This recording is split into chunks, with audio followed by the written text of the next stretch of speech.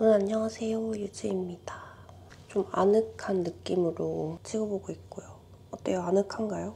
올해도 벌써 반이 지나갔는데 6월이 됐으니까 이걸 한번 해야겠다 생각을 하고 있었거든요. 상반기 도서 결산을 한번 해봐야겠다고 생각을 했어요. 진짜 간헐적으로 도서 컨텐츠를 찍어야겠다 했는데 많은 분들이 생각보다 책에 관련한 컨텐츠를 많이 좋아해 주셔가지고 또 덕후로서 내가 좋아하는 걸 남들도 좋아하면 너무 행복하기 때문에 제가 올해 읽은 책들을 좀 소개를 해드리고 간략하게 저의 후기를 말씀드리고 가장 좋았던 책 꼽아볼까 합니다. 그러면 상반기 도서 결산 한번 해보도록 하겠습니다. 미리 정리를 해놔서 그걸 한번 보면서 해볼게요. 참고로 이 영상이 올라갈 쯤이면 제가 지금 한국에 없을 거예요, 아마. 지금 제가 뉴욕에 있을 거거든요, 여러분. 너무 밝은가? 올해 첫 책부터 소개를 해보도록 하겠습니다. 첫 책은 바로 윤홍규님의 사랑수업이라는 책입니다. 작년에 한참 제가 사랑이라는 키워드에 꽂혔을 때 그 사랑에 관련한 책들을 좀 여러 권 구입을 했었거든요. 구입한 책 중에 한 권이고요. 이 저자인 윤홍규님은 정신과 전문의이시고 제목이 사랑수업이잖아요. 그래서 연인에 관련한 그런 사랑에 관한 책인가 하실 수도 있는데 연인과의 그런 사랑만 다룬 책이면 연인 수업이었겠죠? 사랑 수업이 아니라 우리가 살면서 사랑하는 그런 수많은 관계들이 있잖아요. 부모가 될 수도 있고 형제, 친구, 우리가 같이 함께 살고 있는 반려동물이 될 수도 있고 그런 많은 사랑하는 관계를 다룬 책이라고 보시면 될 것 같고 모든 관계를 대할 때의 나의 애착 유형을 살펴보고 그 애착 유형에 따라 어떤 것들이 좀 힘든 부분인지 어떻게 하면 개선이 되는지 이런 것들이 적혀져 있는 책이라서 내 애착 유형은 이런 유형이구나. 이런 유형은 이런 케이스에서는 이런 게 좀 힘들었고 이런 식으로 개선을 할 수 있구나 라는 거를 많이 알게 됐어요. 내가 사랑하는 그런 주변 관계들과 건강한 관계를 맺고 싶으신 분이라면 이 책을 보시는 걸 정말 추천드립니다. 내가 몰랐던 나에 대한 것들도 많이 알게 되고 나뿐만 아니라 내가 겪었었던 그런 관계 중에서 저 사람은 왜 저럴까 하는 그런 사람들도 있잖아요. 그런 거에 대해서 좀 이해를 할 수 있게 해주는 그런 책이었던 것 같아요. 올해 첫 책으로 이 사랑 수업을 읽었었습니다.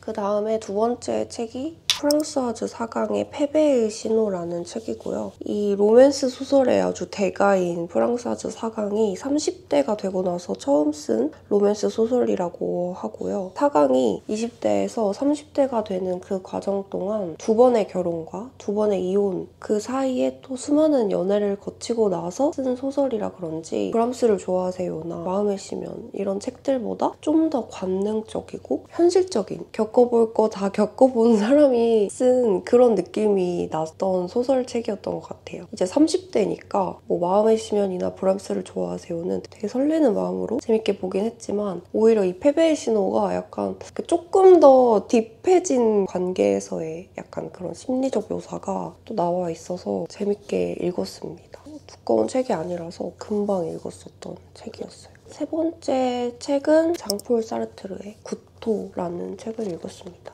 철학을 좀 아시는 분들이라면 많이 들어보셨을 이름인데 사르트르의 글은 제가 처음 읽어보거든요. 철학책에 나오는 사르트르의 사상 이런 거는 많이 접해봤는데 글 자체는 처음 읽어봤어요. 사르트르의 철학적인 사상 자체가 실존주의를 많이 나타내고 있어서 그런지 그 같은 결의 알베르 까미의 글들도 많이 생각이 나더라고요. 주인공 록캉탱이라는 그 인물이 자신의 시각에서 보이는 모든 것들에 대해서 되게 예리하고 면밀하게 관찰을 하는 내용이고 의식의 흐름대로 적어놓은 듯한 그런 책이고요. 정신없는 일기장을 훔쳐보는 것 같은 그런 느낌이 들었고 그래서 그런지 막 엄청 잘 읽히는 그런 책은 아니에요. 되게 내용 자체도 좀 이게 무슨 말이지? 싶은 그런 내용들도 많이 나오고 근데 되게 곱씹는 맛이 있는 그런 책이거든요. 생각하게 만드는 그런 책이고 그런 실존주의를 좋아하시는 분들이면 읽어보면 좀 깨닫는 바가 많지 않을까 싶었던 그런 책이고요. 읽으면서 진짜 의식의 흐름이다 싶어서 그 리뷰 같은 걸 찾아봤더니 많은 분들이 중도하차 하시는 분들이 진짜 많았고 읽기 어려워서 구토가 나서 제목이 구토냐 막 이런 리뷰도 있었거든요. 그 정도로 읽기 쉬운 그런 책은 아닌데 그래도 끝까지 잘 읽었습니다. 그 다음 책은 사이먼 사이넥의 Start with Why라는 책이고, 이분이 테드 강연의 그 영상이 되게 유명하다고 하더라고요. 제가 영상은 아직 안 봤는데 이거는 추천받아가지고 구입을 한 책인데, 내가 어떤 일을 하는지에 대한 근본적인 물음, 그러니까 Why를 던지라는 메시지를 주는 책인데요. 메시지는 좋았는데 이런 류의 책을 잘 안 좋아하기도 하고 읽으면 되게 답답한 게 무슨 말인지는 알겠고 근데 그래서 그걸 어떻게 해야 되는데 라는 생각이 자꾸 드는 거예요. 그래, 말은 좋지, why는 알려주는데 how to에 대한 거를 빼먹는 느낌, 알맹이가 없는 느낌들이 많이 들거든요. 이런 책을 가끔 읽으면. 그래서 원래 잘 안 읽는데 내용 자체는 좋으니까 그래서 읽어봤는데, 이 책도 역시 뭔가 디테일하게 그래서 어떻게 하라는 거에 대한 내용이 없어서, 같은 자기계발서 그 류로 사랑 수업, 요거는 근본적인 원인을 찾고 해결책을 디테일하게 제시를 하거든요. 근데 이 책은 그냥 두루뭉실한 느낌? 좀 아쉬웠다. 확 와닿는 게 없었던 그런 책이라서 조금 아쉬웠습니다. 그 다음 책은 이 책 제 영상에서 많이 등장하는 것 같은데, 하이니 벨의 카타리나 블룸의 잃어버린 명예 입니다. 민음사 세계문학 전집에 있는 책이고요. 일단 이 책이 좋은 점은 생각해볼 거리를 많이 던져주는 게 좋았던 것 같아요. 독서 모임 할 때 읽어봐도 되게 좋을 것 같고, 그만큼 좀 읽는 사람마다 다양한 좀 생각할 거리를 줄 것 같아서 그래서 일단 너무 좋았습니다. 그리고 또 이 책이 출간이 된 게 1975년도에 발표가 되었는데 지금 2024년이잖아요. 지금까지도 좀 비슷한 흐름으로 흐를 때가 많아서 좀 답답하기도 하거든요. 읽다 보면. 스포가 될 수 있으니까 여러분이 직접 한번 읽어보셨으면 좋겠고, 제가 좀 요즘 일어나는 일들이나 이런 걸 좀 보다 보면 혐오를 하기 위한 혐오를 하는 느낌이 들 때가 많았어요, 요즘에는. 이 책이 약간 그런 내용을 디테일하게 묘사를 하기 때문에 요즘 시대에 읽기에도 되게 적합한 책이 아닌가 싶은 생각이 들었습니다. 울림이 있었던 소설책이었다고 생각을 해요. 그 다음 책이 서덕준님의 시집이고요. 그대는 나의 여름이 되세요. 제목부터가 일단 너무 로맨틱한, 너무 낭만인 그런 시집이고, 사실은 진짜 완전 대문자 T인 제가 보기에는 진짜 좀 엄청 낯간지럽고 이런 거 못 견디는 사람이 보면 좀 오글거린다 싶을 정도로 진짜 낯간지러운 그런 내용들이 많은데, 개인적으로는 너무 좋았습니다. 왜냐면 평상시에는 딱딱하게 굳어있는 상태를 저는 유지하려고 많이 노력하면서 살아서 가끔은 이렇게 저를 말랑말랑하게 만들어주는, 그게 사람이든 이런 책이든 영화든 음악이든 그런 걸 되게 좋아하거든요. 말랑말랑하게 만들어주는 글들이 많이 적혀 있어서 그래서 너무 좋았고, 이런 간질간질한 게 요즘은 더 좋더라고요. 저는 개인적으로 좀 사랑에 빠진 사람이 읽어봤으면 좋겠는데, 저는 사실 읽으면서 이렇게 이입했던 게 저는 최애를 생각하면서 읽어가지고 너무 몰입이 되고 너무 좋더라고요. 간지러워서 내가 내 목소리로 못 읽겠어. 이런 간지러운 내용이 많은, 덕질하시는 분들을 최애를 생각하면서 읽으면 아주 설레이면서 좋을 것 같습니다. 그 다음 책은 마이클 트위그와 클라리사 옹이라는 두 분의 저자가 지은 불안한 완벽주의자를 위한 책. 진짜 모든 걸 너무 완벽하게 해내고 싶어하는, 특히 통제 성향이 강하신 분들이라면 꼭 한번 좀 읽어보셨으면 좋겠고, 여기서 말하는 그 통제 성향이 강하다는 그 말은 스스로를 통제하는 게 강하신 분들, 막 너무 나를 통제하려고 해서 나를 너무 혹사시킬 정도로 약간 통제하는 게 강한 분들이 진짜 꼭 한번 읽어보셨으면 좋겠고, 저는 사실 나는 완벽주의자는 아닌데 라고 생각을 했거든요. 이게 덜렁거릴 때도 많고 어설플 때도 사실 엄청 많아가지고 나는 완벽주의자는 아닌데 이렇게 생각을 했는데, 완벽하기 위해 너무 많은 걸 혹사하는 것도 일종의 완벽주의자라고 하더라고요. 이 책에 따르면. 그러니까 모든 게 완벽하기 위해 너무 많은 단계들을 거치는, 제가 그렇거든요.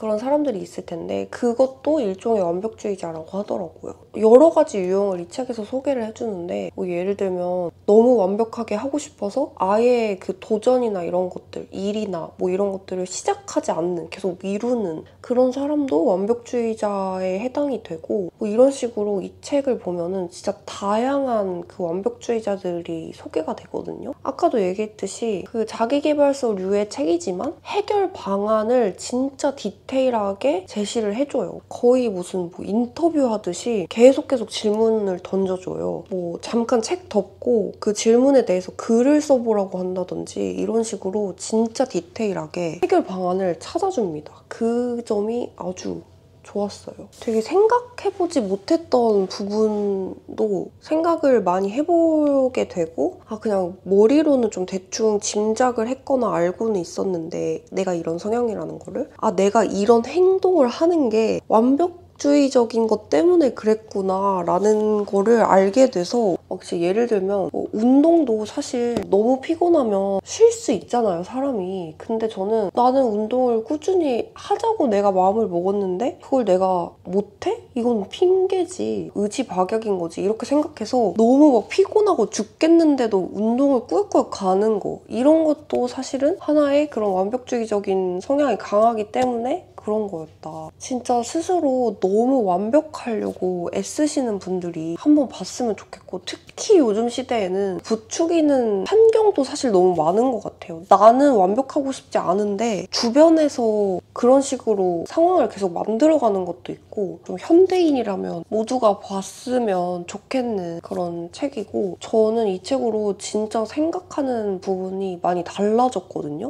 나 이제 좀 이런 부분 내려놔야겠다. 달라져야겠다. 스스로 느낀 바가 너무 크기 때문에 좋았습니다. 그 다음 책은 노리즈키 린타로의 요리코를 위해라는 책이고 제가 이런 뭐 미스테리, 추리물, 괴담 이런 거 되게 좋아해서 그 TV 프로그램으로 그런 거 보는 거 되게 좋아하거든요. 책으로 읽을 생각은 안 해봤었단 말이에요. 왜 그런 생각 못 해봤을까? 사실 읽을 게 너무 많았기 때문에 그거는 뭐 TV 프로그램으로 보면 되니까 하고 지금까지 그냥 안 읽고 있었는데 이거 읽고 너무 재밌어서 이번에 그 패밀리데이 갔을 때 추리물 책 엄청 많이 샀어요. 아무튼 난 다 모르겠고 그냥 다 머리 아프고 나는 약간 도파민 터지고 잘 읽히고 힐링타임용으로 책 읽고 싶어 하시는 분들께 추천드립니다. 목 아파.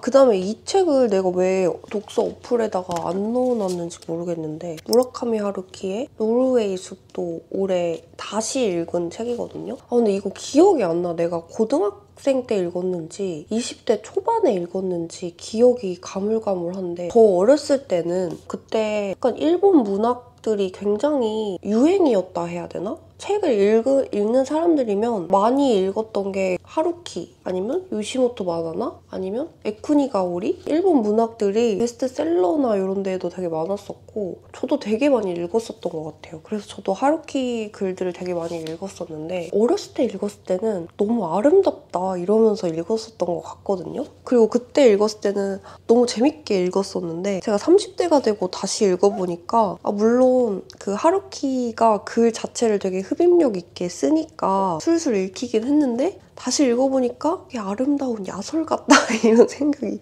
드는 거예요. 하루키 특유의 그 어떤 여성을 묘사할 때 그 특유의 그게 있거든요. 그래서 다시 읽으니까 되게 아름다운 야설 같다, 재밌다 이러면서 읽었습니다. 어렸을 때는 내 취향이 이랬었구나 그런 생각이 들기도 하면서 재밌게 읽었었던 책입니다. 다음 책은 이솔이라는 저자의 이미지란 무엇인가 라는 책입니다. 가볍고 작고 귀여운 북커버 덕분에 내용 자체도 좀 가벼운 내용의 책일 거라고 예상을 했었는데 아니에요. 아주 진국인 그런 녀석이었고요. 대컨텐츠, 대이미지 홍수의 시대 속에서 좀 새롭게 다시 정의해봐야 될, 새롭게 생각해봐야 할 문제들을 여러 철학가들의 사상을 통해서 하면서 좀 풀어내준 그런 책이라고 생각하시면 될 것 같고요. 요즘 막 어른들이 그런 말 하잖아요. 요즘 애들은 막 어렸을 때부터 막 유튜브만 보고 나가서 사람 좀 만나 막 이러잖아요. 근데 왜 우리는 밖에 나가서 꼭 사람을 만나야 되는 걸까? 온라인으로 또 사람을 만날 수 있는데 밖에 나가서 우리가 눈으로 보고 직접 체험하고 경험하고 하는 것만이 그 실제 하는 것만이 진리라고 생각해서 밖에 나가서 사람 좀 만나 이런 얘기를 하는 거잖아요. 진짜 실제 하는 것만이 진리일까? 그렇다면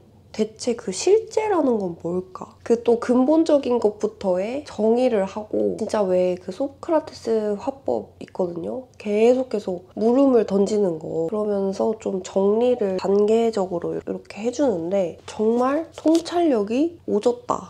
아무래도 그 이미지란 무엇인가다 보니까 우리가 보는 그 많은 콘텐츠나 이미지나 뭐 이런 거에 대한 내용도 나오거든요, 후반부에. 그래서 저는 또 크리에이터의 입장으로서 좀 새로운 시각에서 많이 생각할 수 있게 도움을 많이 주더라고요. 공감 가는 부분도 되게 많았어요. 좀 어렵거든요. 왜냐면 여기에도 사르트르 나오고 들레즈 나오고 데카르트 엄청 어려운 그런 철학가들 많이 나오는데요. 난이도가 살짝 있었지만 좀 요즘 시대에 생각해볼 만한 거리를 주는 또 그런 책이라서 저는 굉장히 재밌게 읽었습니다. 그 다음 책은 외젠 이오네스코라는 저자의 코뿔소라는 책입니다. 이 책 너무 재밌게 읽었어요. 진짜 재밌는 소설책을 읽고 싶은데 또 너무 가벼운 건 싫어 하시는 분들은 이걸 한번 읽어보셨으면 좋겠고 어느 날 평화로운 마을에 코뿔소가 갑자기 코뿔소가 갑자기 막 이렇게 달려가. 그래서 그 마을에 있던 사람들이 너무 놀라면서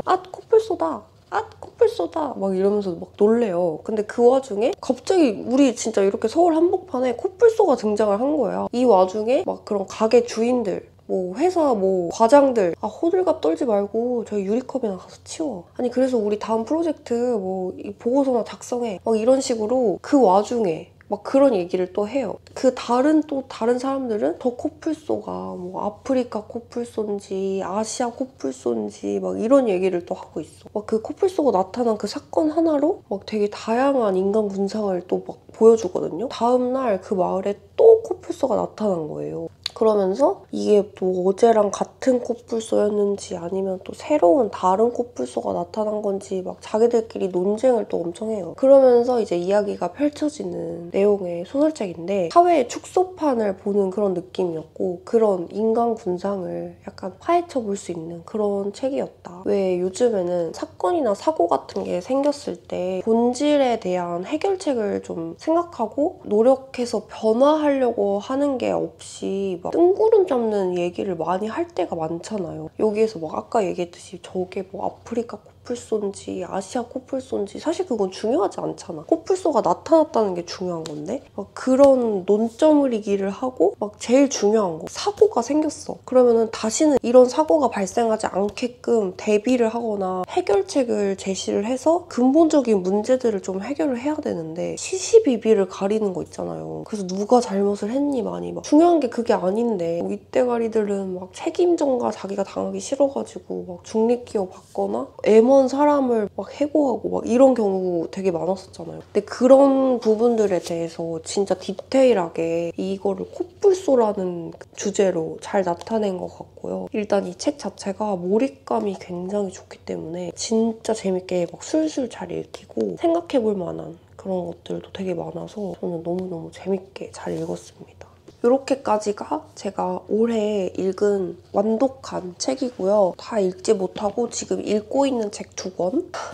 나 이제 너무 지겨워. 다윈의 종의 기원입니다. 진짜 제가 벽돌책을 읽는 거를 어려운 책 읽는 거 그렇게 싫어하는 스타일 아니거든요. 일단 책 읽는 거 자체가 너무 재밌고 좋고 그 벽돌책을 이렇게 최재천 교수님의 말처럼 이렇게 씨름하면서 읽는 그 또 맛이 있어요, 되게. 책을 좋아하시는 분들이면 아실 텐데 책은 진짜 힘들긴 힘들어, 읽기가. 진짜 한 달 넘게 읽고 있고 한 달이 뭐야, 지금 거의 2달 다 돼가는 것 같은데? 근데 너무 또 재밌거든요? 재밌는데 어렵고 재미없는데 재밌어. 약간 그런 책이에요. 제가 이거 읽으면서 드는 생각은 위대한 이런 업적이 있는 인물이 되려면 이 정도는 돼야 되는구나 하면서 약간 읽고 있거든요. 그 정도로 약간 다윈이 너무 그 연구하는 거에 대해서 진짜 집요할 정도더라고요. 진짜 너무 디테일해서 그냥 일반인인 나 같은 사람한테는 읽기가 당연히 너무 어렵다. 그래서 좀 읽기가 힘들긴 하지만 진화에 관련된 책을 왜 이렇게 좋아하는지 모르겠는데 이런 진화 책을 늘 읽어보면 항상 이 다윈 얘기가 인용으로 안 나온 적이 없거든요. 그 정도로 이런 생물학의 시초가 되는 다윈의 종의 기원을 읽는 것만으로도 의미를 두면서 읽고 있고 진짜 읽다 보면 진화라는 건 뭘까? 유전자라는 건 진짜 뭐고 자연적으로 이렇게 선택돼서 진화되는 그런 내용이다 보니까 자연 선택이라는 게 되게 좀 신기하기도 하고 그런 느낌이 들었다. 다 읽지 못했지만